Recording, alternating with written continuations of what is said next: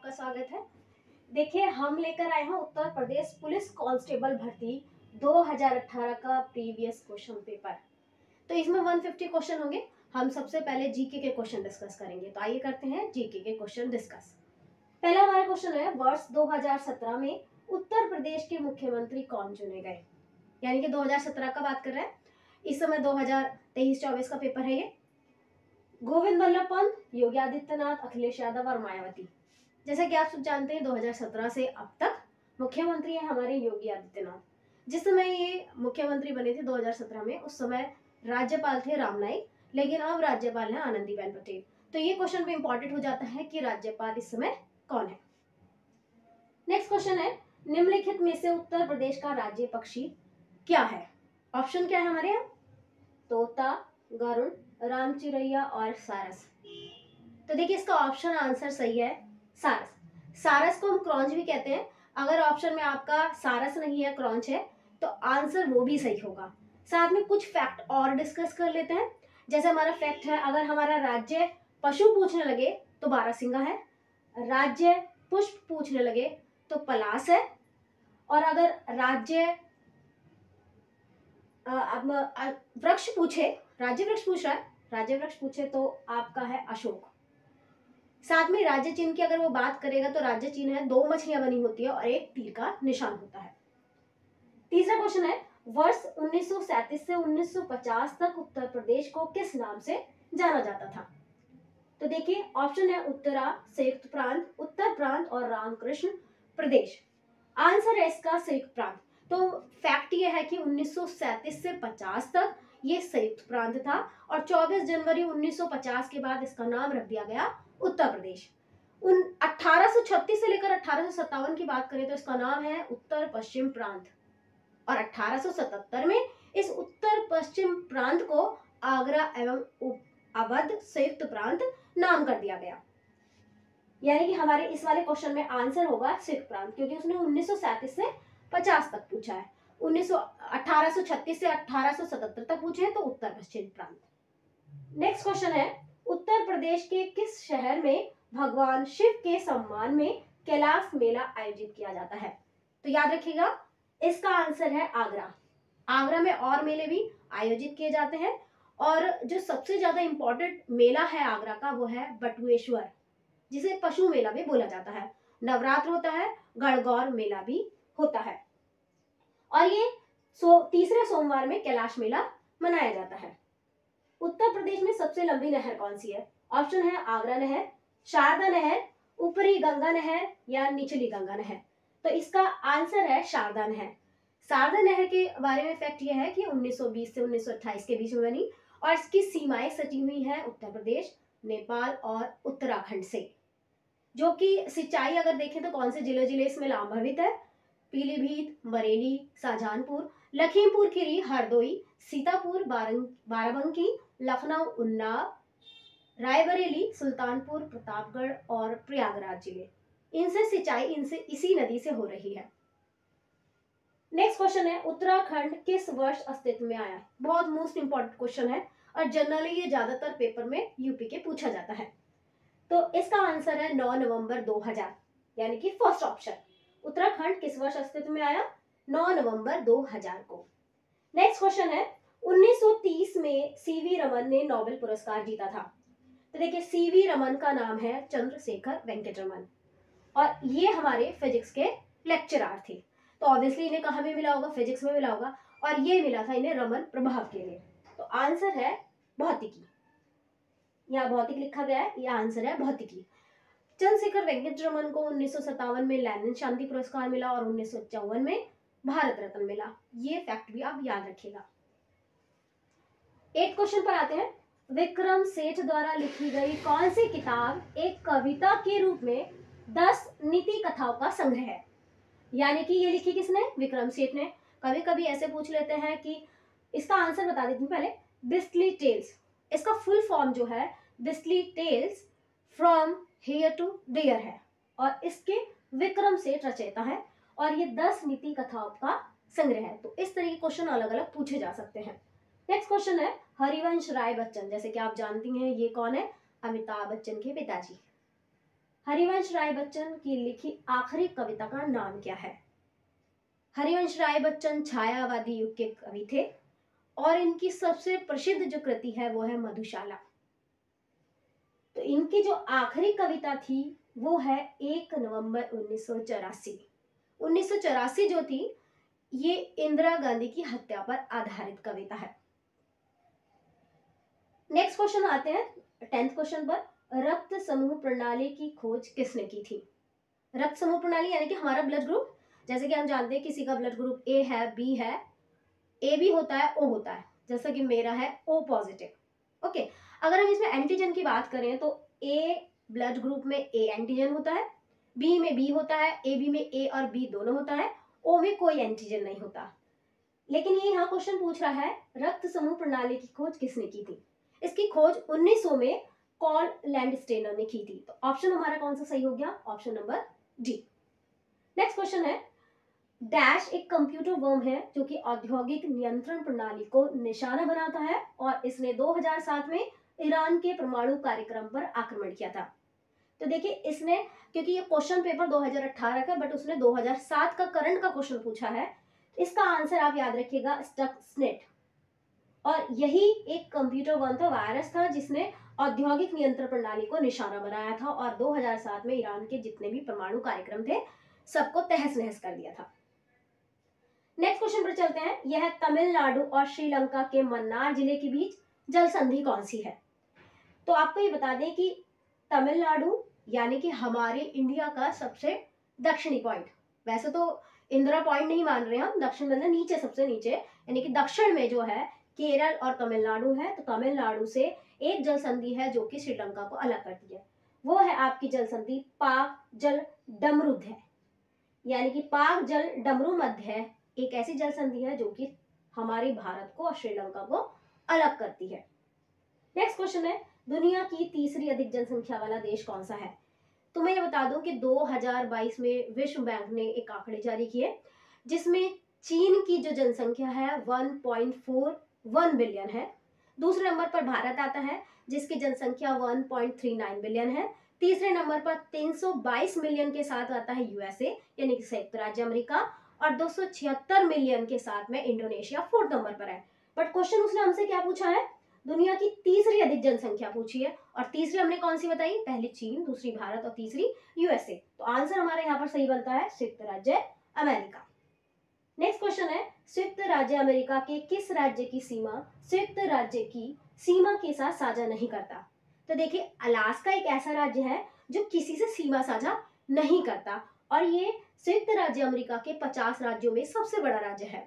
अगर हम अलास्का की बात करें तो आप ऊपर जाएंगे उत्तर में तो आर्कटिक है, अगर पश्चिम में जाते हैं तो रूस है, पूर्व में कनाडा है, और अगर दक्षिण पश्चिम की बात करें तो प्रशांत महासागर है। ये हमारे 14वां क्वेश्चन है। अब हम डिस्कस करेंगे 15th क्वेश्चन।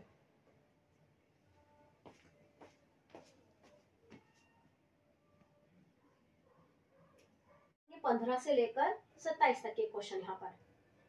तो 15वां क्वेश्चन है निम्नलिखित में कौन सा संयुक्त राज्य अमीरात का अमीरात नहीं है?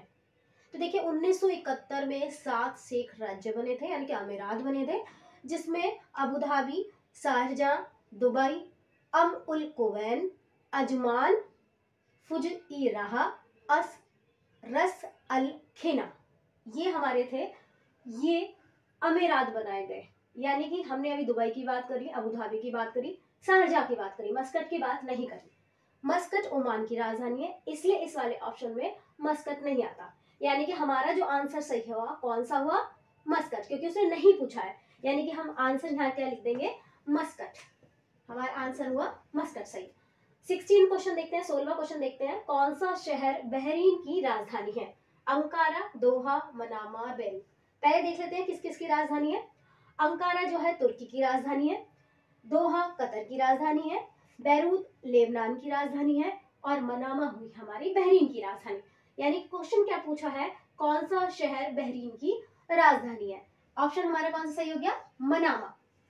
नेक्स्ट क्वेश्चन है 17 क्वेश्चन, पहली महिला लोकसभा अध्यक्ष।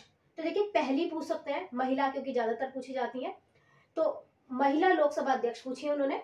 कौन है? मीरा कुमार। तो जैसे आप जानते हैं अभी क्या है, ओम बिरला है, तो लेकिन महिला पूछी है पहली, तो हमें आंसर देना है मीरा कुमार को। आंसर हो गया ऑप्शन बी। नेक्स्ट क्वेश्चन है, स्वतंत्रता संग्राम का पहला सिपाही विद्रोह किस शहर में आयोजित हुआ? हम जानते हैं हमारे भारत का पहला स्वतंत्रता संग्राम 1857 को हुआ था और मेरठ से स्टार्ट हुआ था। इसमें मेरठ ही पूछा है, मेरठ से स्टार्ट हुआ था, यानी कि 10 मई 1857 को सिपाही विद्रोह हुआ मेरठ में और 11 मई 1857 को ये विद्रोह दिल्ली पहुंच गया और बहादुर शाह जफर सेकंड को पुनः सिपाही विद्रोह के बाद भारत का सम्राट घोषित कर दिया गया। लेकिन क्वेश्चन क्या पूछा है? सिपाही विद्रोह किस शहर में हुआ था? किस शहर में हुआ था? मेरठ में। नेक्स्ट क्वेश्चन है, पारंपरिक अल्पाहार खांडवी किस राज्य में संबंधित है? खांडवी, खांडवी की बात करें, खांडवी हो गया, ढोकला हो गया, हम सब जानते हैं, हम खाते हैं और ये गुजरात का फेमस है। ऑप्शन में वही पूछा है, इजी क्वेश्चन है। गुजरात, कर्नाटक, पश्चिम बंगाल और बिहार। ऑब्वियसली सबको आंसर पता होगा गुजरात, क्योंकि सभी खाते हैं आजकल खांडवी और ढोकला। तो इसका आंसर क्या हो गया? गुजरात। ऑप्शन ए ठीक हो गया। नेक्स्ट क्वेश्चन पर आते हैं। 20वां क्वेश्चन है हमारा, भारत के पहले हिंदी भाषा के अखबार का नाम बताइए जिसे 30 मई 1826 को पहली बार प्रकाशित किया गया। तो देखिए यहाँ डेट दे रखी है 30 मई 1826। ये भी पूछा जा सकता है भारत का पहला अखबार यानी हिंदी भाषा का पहला अखबार कब प्रकाशित हुआ? 30 मई 1826 और इसका नाम है उदित मार्तंड। उदित मार्तंड इसका नाम है। जैसे कि आजकल दैनिक भास्कर चल रहे हैं, नवभारत टाइम्स चल रहे हैं, उसी तरीके से उस समय 30 मई 1826 को उदित मार्तंड ये हमारा हिंदी भाषा का पहला अखबार था। ऑप्शन भी याद रखिएगा, यानी कि इसका आंसर कौन सा सही हो गया? Option number B. Next question है 21 क्वेश्चन, कौन सी गेहूं की उच्च पैदावार देने वाली बीज किस्म है जिसमें हरित क्रांति में योगदान दिया? हरित क्रांति जैसे आप जानते हैं खाद्यान्न, यानी कि उच्च टेक्निक या जो मॉडर्न टेक्निक है उसको यूज करके हम अपनी खेती बाड़ी को बहुत अच्छा बना सकते हैं, यानी खाद्यान्न को अच्छी तरीके से उगा सकते हैं। इसी के लिए हरित क्रांति आई थी। बहुत सारी क्रांतियां हैं, अगर आप चाहते हैं तो मैं वीडियो बना दूंगी। सफेद क्रांति हो गई जिससे दूध से रिलेटेड है, तो उस समय हरित क्रांति थी। कौन सी बीज किस्म थी? तो इसका नाम है लरमा रोजा। आप याद रखिएगा, हरित क्रांति में लरमा रोजा। हरित क्रांति के साथ ही नॉर्मन बोरलॉग और MS स्वामीनाथन का नाम भी आता है। आपसे पूछ ले सकते हैं कि हरित क्रांति से कौन संबंधित है? नॉर्मन बोरलॉग और MS स्वामीनाथन। आंसर इसका ठीक हुआ क्योंकि यहाँ बीज किस्म पूछी है लरमा रोजा। नेक्स्ट क्वेश्चन पे चलते हैं। क्वेश्चन नंबर 22, फरवरी 1948 में भारतीय संविधान के प्रारंभिक मसौदे को किसने तैयार किया था? प्रारंभिक मसौदे की बात कर रहा है, संविधान प्रारूप की बात कर रहा है। तो हम जैसे जानते हैं 1946 में संविधान सलाहकार थे, संवैधानिक सलाहकार भी पूछे जाते हैं, वो थे BN राव। और क्योंकि BN राव है और हमसे फुल फॉर्म भी उनकी पूछ ली जाती नाम की, वो है बेनिगल नरसिंह राव। तो याद रखिएगा, वो BN राव भी पूछ सकते हैं और बेनिगल नरसिंह राव भी पूछ सकते हैं। यहाँ हमारे ऑप्शन थे राम मनोहर सिन्हा, नंदलाल, श्यामा मुखर्जी और बेनिगल नरसिंह राव, यानी कि BN राव। तो हमारा आंसर क्या हुआ? BN Rao. Option number D. Next question है, लावड़ी किस भारतीय राज्य का प्रसिद्ध लोक नृत्य है? उत्तर प्रदेश, महाराष्ट्र, सिक्किम और तमिलनाडु। तो ये आंसर आप याद रखिएगा, लावड़ी बहुत फेमस है महाराष्ट्र का। ये महाराष्ट्र का त्योहार माना जाता है। ये वीरता पर, प्रेम पर, इन गाथाओं पर आधारित नृत्य होता है। वह कौन सा अंतिम वर्ष था जब भारत में रेल और केंद्रीय बजट अलग अलग प्रस्तुत किए गए? तो याद रखिएगा 1924 में भारत में रेल और केंद्रीय बजट अलग अलग प्रस्तुत किए थे, लेकिन इसमें हमसे पूछा है अंतिम वर्ष, प्रारंभिक वर्ष नहीं पूछा। तो अंतिम वर्ष था इसका 2016। 2016 में तत्कालीन रेल मंत्री यानी उस समय के रेल मंत्री सुरेश प्रभाकर द्वारा भारत में रेल और केंद्रीय बजट को अलग अलग प्रस्तुत किया गया था। 2016, 12, 2008, 2004, हम कह रहे हैं 2016 और 2017 से ये एक साथ प्रस्तुत किए जाने लगा।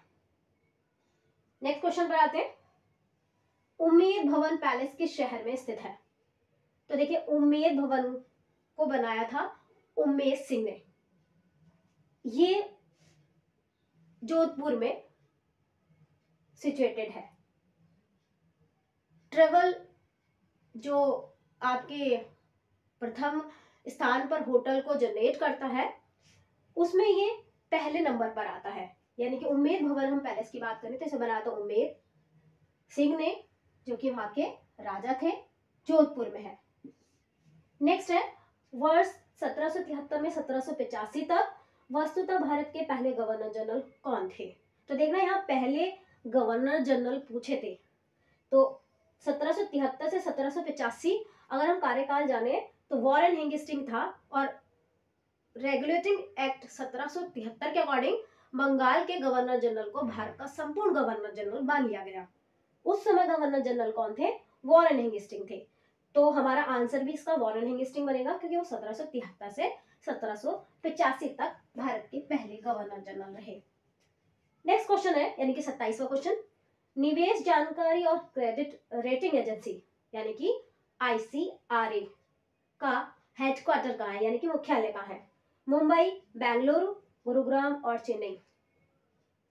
ICRA इसकी स्थापना 1991 में हुई थी और 2007 में ये मुंबई स्टॉक एक्सचेंज और नेशनल स्टॉक एक्सचेंज में सम्मिलित कर दिया गया, और इसका हेडक्वार्टर है गुरुग्राम।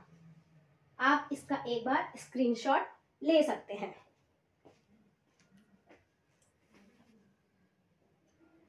क्वेश्चन, भारत सरकार ने किस द्वीप में पर्यटन को अवैध बना दिया है? यानी कि देखिए, अंडमान निकोबार के पास ही एक द्वीप है सेंटिनल द्वीप। अंडमान निकोबार द्वीप का ही हिस्सा माना जाता है। सेंटिनल द्वीप है, इसकी जो जनजाति है सेंटिनल, वो विदेशी पर्यटक के आने से बहुत भयभीत होती है, यानी कि उनकी सुरक्षा को देखते हुए यहाँ पर पर्यटन को अवैध मान दिया गया है सरकार द्वारा, क्योंकि वहां पर कई विदेशी जो पर्यटक थे उनकी हत्या भी कर दी गई थी। तो सरकार ने ये फैसला लिया कि यहाँ पर पर्यटन को अवैध करार दिया जाएगा। तो इसका ऑप्शन है हमारा सेंटिनल, यानी भारत सरकार ने सेंटिनल द्वीप में पर्यटन को अवैध बना दिया है। क्वेश्चन नंबर 29, स्वतंत्र भारत के पहले रक्षा मंत्री कौन थे? जैसे कि हम जानते हैं हमारा भारत जब आजाद हुआ था तब पहले प्रधानमंत्री थे जवाहरलाल नेहरू। उन्हीं की जो सरकार थी उनमें मंत्री थे, यानी कि रक्षा मंत्री थे हमारे बलदेव सिंह। कैलाश नाथ कारजू, VK कृष्ण मेनन, बलदेव सिंह और यशवंत राय ऑप्शन में है, और आंसर है हमारा बलदेव सिंह। नेक्स्ट क्वेश्चन आता है, यानी कि पहले का हमारा 28 का जी का आंसर हुआ, इसका आंसर हुआ सी। पुष्प के किस हिस्से में पराग का उत्पादन होता है? पुष्प के किस हिस्से में पराग का उत्पादन होता है? ऑप्शन है हमारा अंडाशय, बीजाणु, परागकोश या पुष्प योनि। तो देखिए इसका आंसर सही है परागकोश, यानी कि ऑप्शन सी। परागकोश में पराग का उत्पादन होता है। नेक्स्ट क्वेश्चन है, कौन सा जीवाणु अंडाकार या गोलाकार होते हैं? तो देखिए जीवाणु बहुत सूक्ष्म होते हैं और कुछ मिलीमीटर तक ही होते हैं, जिनका साइज होता है दंड वाला भी होता है, गोल भी होते हैं, लंबे लहरदार भी होते हैं। ब्रावियो की बात करें तो ये लहरदार होते हैं। कोकस की बात करें तो ये दंड की बात बैसिलस की बात करें तो दंडाकार होते हैं। अब कोकस की बात करें तो ये गोलाकार होते हैं। क्वेश्चन में हमसे पूछा गया है जीवाणु अंडाकार या गोलाकार होते हैं कौन से? एस्ट्रिकिया कोलाई, कोकस, बैसिलस या वालिया। अभी मैंने डिस्कस किया है, तो आंसर होगा हमारा कोकस। बैंगनी रंग की तरंगदैर्घ्य होती है, यानी कि प्रकाश को जो हमारी छोटी से लेकर बड़ी तरंगदैर्घ्य में बटा होता है उसे दृश्य स्पेक्ट्रम भी कहते हैं। हमारी तरंगदैर्घ्य कैसे चलती है? छोटी से लेकर बड़ी तक चलती है। बैंगनी की तरंगदैर्घ्य यानी बैंगनी रंग की तरंगदैर्घ्य जो होती है छोटी होती है, और लाल रंग की सबसे ज्यादा होती है। बैंगनी की जो लंबाई होती है वो है 455 से लेकर 390 नैनोमीटर, और लाल रंग की होती है 625 से लेकर 590 नैनोमीटर। तो लेकिन हमसे यहाँ बैंगनी की पूछी गई है, लाल की नहीं पूछी गई है, तो इसका आंसर होगा ऑप्शन सी। मक्खन उदाहरण है, तो पहले हम एक पायस समझा दें, पायसीकरण। पायस में एक या उससे अधिक तरल पदार्थ होते हैं, जैसे कि मक्खन, दूध, क्रीम, शहद, ये सब पायस के ही एग्जाम्पल हैं। तो जब भी हमसे इन के बारे में पूछा जाए तो हम उन्हें पायस कहेंगे। इसमें भी क्वेश्चन में मक्खन उदाहरण है निलंबन का, कोलाइड घोल का, पायस का या मिश्रण का। तो ये अमिश्रण होता है, दो या दो से अधिक तरल पदार्थों का तो इसका आंसर है पायस, यानी मक्खन किसका उदाहरण है? मक्खन, शहद, दूध, क्रीम, ये पायस के उदाहरण है। Option number C. Next question आता है 34 क्वेश्चन। निम्नलिखित में से किस लवण में जल के 10 अणु नहीं होंगे? उसने 10 अणु नहीं होंगे पूछे हैं, तो इसके लिए हमें फॉर्मूले याद होने चाहिए। पहले मैं फॉर्मूले लिख देती हूँ। तो देखिए, ग्लोबल सॉल्ट का फॉर्मूला होता है Na2SO4 into 10H2O, Na2SO4 into 10H2O। Washing soda का फॉर्मूला देख लीजिए, ये होता है Na2CO3 इंटू 10H2O। बोरेक्स का भी देख लीजिए, ये होता है Na2B4O7 into 10H2O। Epsom salt का फॉर्मूला होता है MgSO4 इंटू 7H2O। तो आप देख रहे हैं सभी में 10H2O है, बट एप्सम सॉल्ट में 7H2O है। उसने हमसे पूछा है किस लवण में जल के 10 अणु नहीं होंगे। 10 किस में नहीं है? एप्सम सॉल्ट में, यानी कि आंसर क्या हो गया? Option D. नेक्स्ट क्वेश्चन देखिएगा। 1887 में इलाहाबाद विश्वविद्यालय की स्थापना किसने की थी? तो 23 सितंबर 1887 में इलाहाबाद विश्वविद्यालय की स्थापना की गई, और ये स्थापना की थी सर विलियम्स म्योर ने। पहले ये म्योर्स कॉलेज था, बाद में जाकर ये इलाहाबाद विश्वविद्यालय में कन्वर्ट हो गया। तो इसका आंसर है sir Williams more. Next question है, भारत की पहली मुख्यमंत्री 1963 में नियुक्त की गई थी। उन्होंने किस भारतीय राज्य सरकार का नेतृत्व किया था?